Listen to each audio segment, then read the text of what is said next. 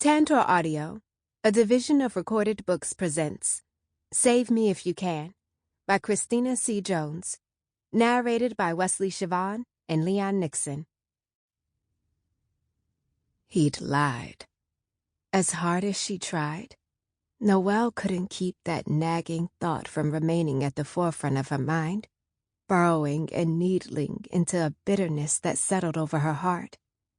There were only two promises she'd ever asked him to make. 1, love her forever. 2, protect her baby girl. Right now, as far as she was concerned, he was 0 for 2. The house was eerily quiet after the terror and destruction from before. She had no idea how much time had passed, only that she was alone now, and the place where she'd last seen Damien was blood-soaked, but empty. The man himself was gone, and there was an odd sort of freedom in that thought, however fleeting. Damien Wolfe, gone. She should be so lucky. Closing her eyes, she groaned. Guilt and pain washed over her in tandem as she tried to sit up. Guilt because she loved him, and was only thinking so harshly because he'd broken his promise. Pain, because whoever that other man was, gorgeous, distinguished, and very, very angry, had broken her. She realized with a sharp pang that he'd probably broken Damien, too. It had been a long time since she'd been handled so harshly, but she'd experienced enough abuse at the hands of a man who claimed to love her that she was numb to it. She'd simply detached herself and floated away, then come back when it was over. But Damien, being forced to watch while that man violated her with absolute glee, it had to have hurt him. Noelle enjoyed the thrill of her role as submissive to Damien, relished the marks he sometimes left behind when they played. She was legitimately afraid of him, yes, because any sensible person would be. Afraid of disappointing or embarrassing him, afraid of messing up. Just the knowledge of having done so nearly destroyed her every time. And his physical punishments, those were as good as they were bad. But raise a hand to hurt her? Leave a mark on her face? Damien would never. But that other man did. Her vision wouldn't stop blurring, and her jaw felt funny. The pain between her legs was dull, but present, and she couldn't seem to catch her breath. Call the police.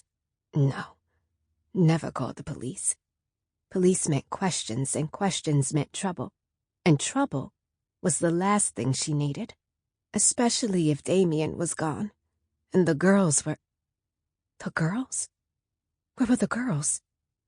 Her beautiful baby Kennedy, and the other one, Damien's bastard child, the one he'd forced on her, told her to love as her own, and of course she had. It wasn't the child's fault Damien had fucked someone else after he promised to love her forever. It was Noelle's fault. Should have made him make more promises, she mumbled to herself as she tried to stand. They'd married, but Noelle couldn't be too mad about him straying. She had been screwing Damien while she and Nelson were married, after all. So what did she know about fidelity, other than that it was something she wanted, but didn't deserve? She couldn't be too upset about an outside child when she herself... Oops. Noelle giggled hysterically over her spilt secret. Even though she'd only spilled it to herself, her head was pounding, clouded, her thoughts covered with a film that she couldn't push through to organize them into anything coherent. But there was this one thing she knew. He'd lied. She'd heard what that man said about going after the thief, and she knew her sweet ballerina had grown into that title. And she was damn good at it, too. Noelle pulled her mouth into a semblance of a smile. Even without her mama, Naomi had thrived. Beauty, success, a handsome man, and a baby. A baby! Damien had said that, right? Her head was foggy, but she remembered that. She was certain. Her baby was having a baby. And that man had looked right at Noelle and told Damien he was talking about the thief. Her baby girl was in danger, and that's why she was so upset with Damien, because he had promised. And he was going to keep that promise. She glanced down at her body, confused at the loose rope hanging around her. When had she wiggled free? Had she wiggled free? The sound of footsteps carried from the hallway, and she perked up. Damien would know what was happening. Another round of fog made her slump back to the floor, and she watched, only half awake, as a pair of polished cognac brogues approached her from the door. Her body felt weak, boneless, as she rolled onto her back through no effort of her own. A smiling, handsome face appeared over hers, and she realized with disappointment that it wasn't Damien. It was that man, and now she remembered him, from a long time ago, not just hours before. He was... "Hello, Noelle," Terry said. "Glad to see you're awake in time for the show." 1. Fire. Fire everywhere. Thick, choking smoke and glowing red embers punctuated the air. It was hot, so hot that the air shifted, visibly crumbling and collapsing in waves of heat. So hot that Naomi could practically feel the bright red flames licking the black emptiness of the night. Seen from the site of an explosion that happened earlier tonight, at the $40 million home of tobacco magnate Damien Wolfe, firefighters are still working to contain the blaze, but rescue crews have confirmed that 2 bodies, one male and one female, have been recovered from the scene. No confirmation yet on the identities of the victims, but we'll keep you updated as... The reporter droned on, turning to talk to her colleague about the extent of the tragedy, then switched gears to talk about the mansion. A pre-prepared package began playing, with pictures of the house when it was less blown to pieces. In the room, everyone was talking at once. It was chaos, because no one knew what the hell was going on, and no one knew how to react to it. "I think we need to move." The booming, accented richness of Kendall's voice carried over everything else, cutting into the side conversations happening around the room. It only took a glance at the harsh set of his jaw for Naomi to determine that the disorder was getting to him. But there was good reason for the confusion. Not even an hour ago, they'd been suiting up, preparing to raid Wolfe's compound and snatch Taylor back. Now, she'd been hand-delivered, but not alone. One more thing to add to the list of steadily growing complications. She was a package deal. Taylor, Kennedy, and Harrison, who was by far the biggest of the complications. Confirmed that 2 bodies, one male and one female, have been recovered from the scene. Kennedy had been the one driving the armored SUV that rumbled up to the garage door, and it was the sight of her, with Taylor in the passenger seat, that made Inez allow them in at all. Once they were in, Harrison popped up, groggily waving a gun from the back seat. Whenever he woke up, somebody was going to make sure he understood how lucky he was that none of the team had been feeling trigger-happy.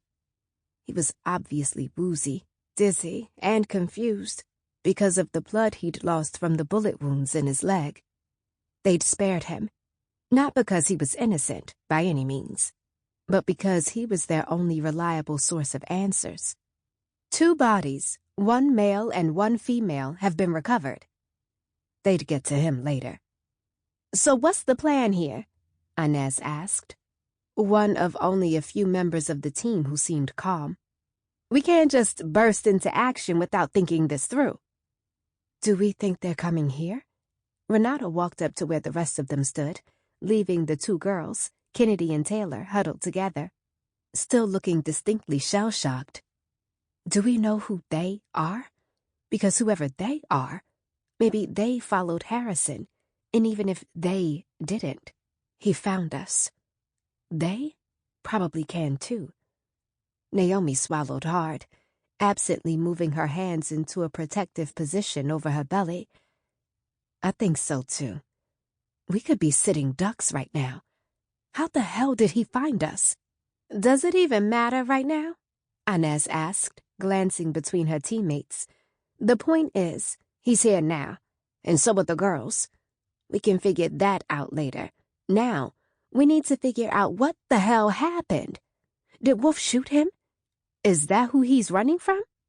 Did he blow up his own goddamn house? At this point, Quentin chimed in his Creole twang, I wouldn't put nothing past Wolfe. Wren, you told us Harrison wasn't a bad guy. Maybe he was turning on Wolfe, bringing the girls back anyway. Wren shrugged, then shook her head. I don't know. I mean, it's plausible to me. Harrison has intervened on my behalf before with Taylor, so I wouldn't be shocked to hear he'd done it again. I saw Wolfe put him through a glass table over that. Harrison should probably consider himself lucky that it was just a few bullets to the leg. Wolfe is a monster. Like you said, I wouldn't put anything past him. My father is not a monster. Tension thickened the air at the sound of Taylor's voice right behind them. When Naomi turned around, both girls were there, glaring at all of them. Taylor was scowling hardest at her mother. Renata's eyes went wide. Tay, don't sweetheart me, the teenager snapped, jerking away from Renata's attempt to comfort her. Mom, how can you stand there and say this stuff? He's never done anything but help us. He told me all about how he tried to help you, but you were ungrateful and kept me from him. He's never done anything to you. Renata flinched like she'd been slapped, and the entire team fell into a heavy sort of quiet. Facial tics played over Renata's expression as she tried to remain calm, but when she spoke, she ground her words out through her teeth. Taylor, you don't know what you're talking about, sweetheart. Let's just calm down, okay? I know this has been a stressful night for you, so we should— You're wrong, Taylor interrupted, her voice cracking with building tears as she shook her head. My father is a good man, and he didn't do this to Harrison. Men came when we were having dinner, and my dad and Harrison exchanged this look, and then they both said something about a king. Harrison grabbed us, me and Kennedy, and he tried to get away. And my mom— Kennedy had a lot less composure than Taylor did, and was barely able to get words out through her tears. She glanced up at Naomi, staring hard before she broke into choked sobs and looked away. Taylor nodded. Yeah, and Mrs. Noel. But they grabbed her, and she told Harrison to go on and make sure we were safe. But he got shot in his leg, so Kennedy had to drive. But it wasn't my father. It was one of those men, so you can't blame it on him. You can't lie on him. Watch your mouth, little girl. Renata's voice was dangerously low, and she'd positioned herself to stand right in front of Taylor so fast that Naomi hadn't even seen her move. She was barely taller than Taylor, but somehow she seemed to tower over the teenager as she raised an admonishing finger to her face. I know things are crazy right now, but you will not disrespect me. You understand? For about a second, Naomi wondered if they were going to need to intervene to keep Renata from murdering her daughter, but the teenager mumbled, whatever, under her breath, then hurried away, with Kennedy at her side. So, Marcus chimed in, wisely shifting focus. It seems to me like this is a dream come true. King and Wolfe fighting it out? Let those two motherfuckers kill each other, and we can go on about our business. I doubt they're concerned about any of us right now. But we can't just leave it like it is. All eyes went to Naomi, who glanced around at everyone before she continued. What about Noelle? Bodies, one male and one female. Marcus grunted. What about Noelle? If she really has been around all this time, when you've been hurting for her, as far as I'm concerned, her ass is just collateral damage. But I need answers, Marcus. Naomi met his eyes, pleading without words. I need answers. And she has them. I need to get in touch somehow. I need to talk to her. Naomi didn't move her gaze away from Marcus. And after a long moment, he nodded. Fine. I get it. But we can agree that's not happening tonight, right? Right. Quentin and Kendall answered at the same time. Crossing his arms over his chest, Quentin continued. We need to regroup. And like Kendall said, we need to move. Harrison found us, so we need to assume Wolfe or King can too. But we can't yet, Inez said, shaking her head. Savvy needs time with Harrison before she can move him. We need to eat. We need sleep. We need somewhere to go. We need a plan. Kendall nodded. I agree with that. I've got a place we can go. An old safe house from my CIA days. We can use a few hours of sleep so we're alert. Talk to Harrison to find out if he can give us answers. So how much time? How many hours from now? They all exchanged looks, but Inez was the first to speak. 6 hours. We leave here in 6 hours. You're supposed to be in bed. It didn't surprise Marcus, not even a little, that his statement was ignored. Or maybe she wasn't ignoring him, maybe she simply wasn't listening, too absorbed in her own thoughts to notice she was no longer alone outside. Naomi's face was in the shadows, but the tiny, barely rounded bulge of her stomach was shrouded in moonlight. He smiled. Already he loved the tiny being that would eventually grow into a baby, and he loved the woman carrying it. Marcus approached her slowly, covering the hand that rested against her belly with his as he came to stand behind her on the balcony. What if she's dead? Naomi asked, her voice choking with emotion. Alive all this time, just waiting for me to figure it out, and when I finally do, she's gone now? In a fucking explosion of all things. Marcus groaned, then took Naomi by the hand, tugging until she turned to face him with glossy eyes. Naomi, baby, first of all, we have no idea what happened. Not yet. Wolfe gets off on toying with people. You know that. She shook her head. No, Noelle is alive. That's what I know. Baby, no, yes, Marcus. She stopped, like she was embarrassed by what she had to say next, and shook her head.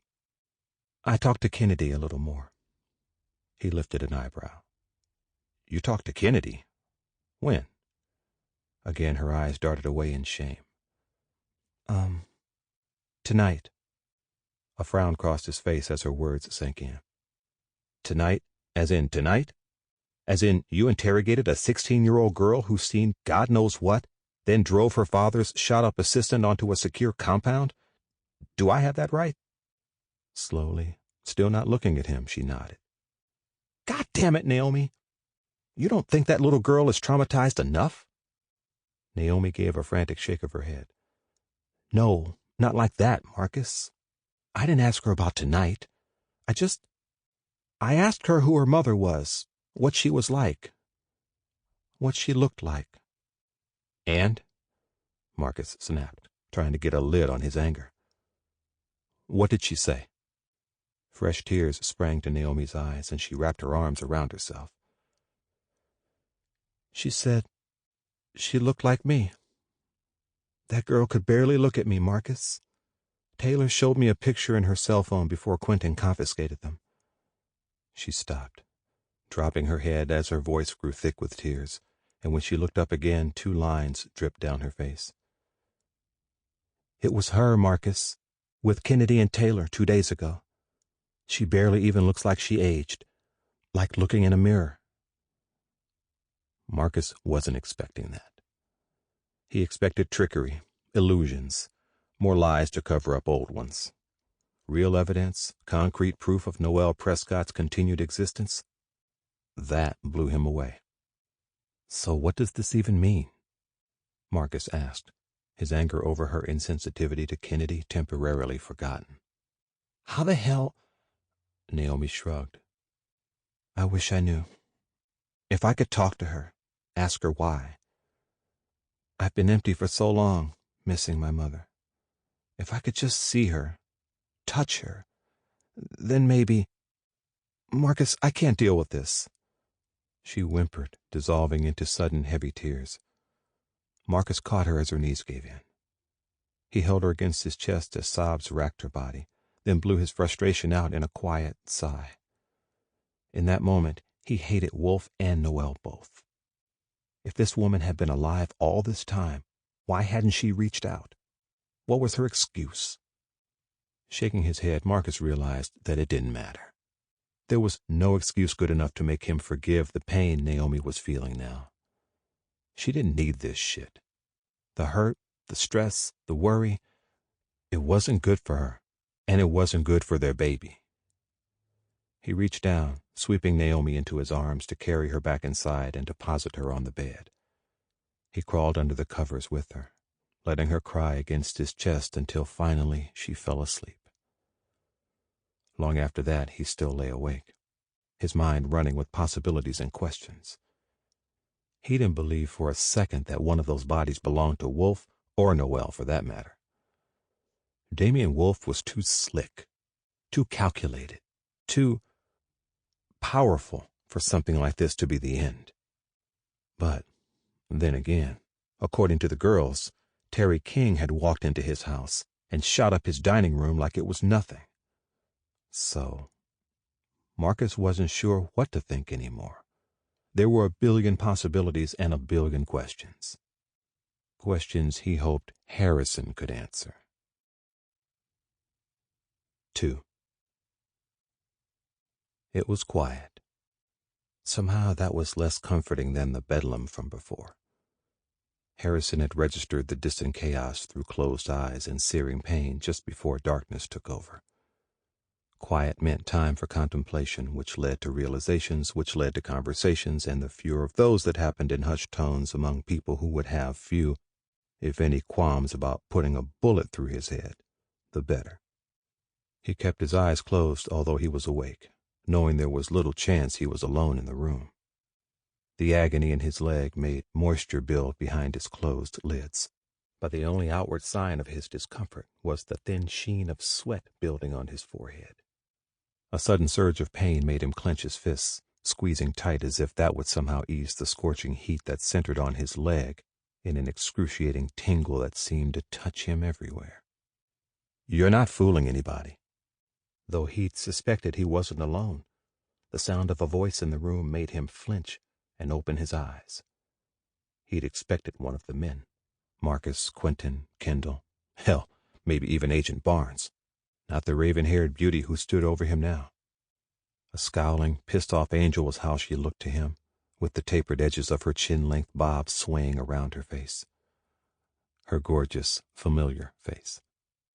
High-sculpted cheekbones, hypnotic, slanted dark hazel eyes, and full lips twisted into a scowl. The haircut was new. The last time he'd seen her in person, longer ago than he cared to remember. It had flowed around her shoulders in big, thick curls when she didn't have it confined to a neat ponytail. Harrison liked her new style. It was sexy, and against her deep brown skin she looked sophisticated, even in a faded military academy t-shirt tucked neatly into belted, relaxed-fit black khakis. He was sure that if he could see her feet, they would be clad in boots. Old habits died hard with her. I really wish you hadn't come here. He noticed the strain in her voice this time. He understood without her saying it that she was rightfully concerned for her safety, with the soon-to-be newly revealed connection to him. It registered to him that he should feel guilty, maybe lower his head in shame, offer some words of contrition. Instead, he smiled at her. "Nice to see you again, too, Savannah." She exhaled through her nose, a frustrated, derisive puff of air as she crossed her arms and began to pace in front of where he lay in bed. For a long moment, the steady chime of the machines monitoring his vital signs were the only sound in the room, and then Savvy rounded on him. "If they decide to kill you, I won't stop them." Her words were harsh, but the tiny crack of emotion in her voice betrayed her. Their eyes met, and even in the dim light he could see the gloss of tears. "Yes, you would." He knew it was a truth only one of them appreciated at the moment, and Savvy shook her head as she turned away, facing the door. "I'm not part of this. Didn't want to be part of this.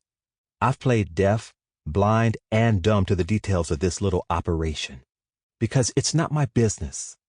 Inez calls me, I stitch people up, and I take my ass home because I'm supposed to just be the neighbor. But you," she snapped, turning to face him again. Her face was wet now, and this time a pang of guilt clenched his chest.